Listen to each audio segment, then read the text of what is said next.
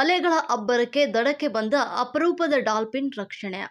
ಅರಬ್ಬಿ ಸಮುದ್ರದಲ್ಲಿ ಬಿರುಗಾಳಿಯಿಂದ ಉಂಟಾದಂಥ ಅಲೆಗಳ ಅಬ್ಬರಕ್ಕೆ ದಡಕ್ಕೆ ಬಂದಿದ್ದಂಥ Indo Pacific humpback dolphin ಮರಿಯನ್ನ ಕಾರವಾರದ ದೇವಬಾಗ್ ಕಡಲ ತೀರದಲ್ಲಿ ಯಶಸ್ವಿಯಾಗಿ ರಕ್ಷಣೆಯನ್ನ ಮಾಡಲಾಗಿದೆ.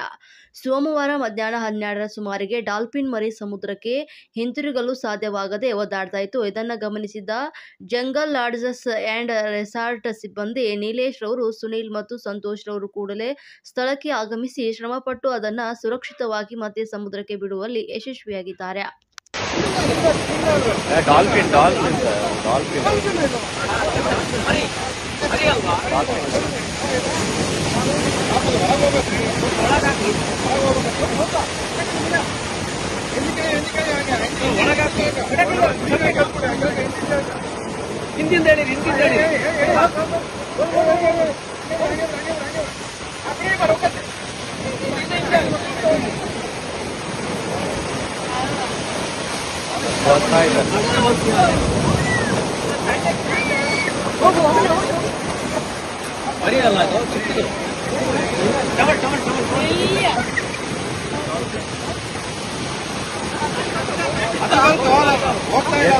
ಅದನ್ನ ಆ ಕಡೆಗೆ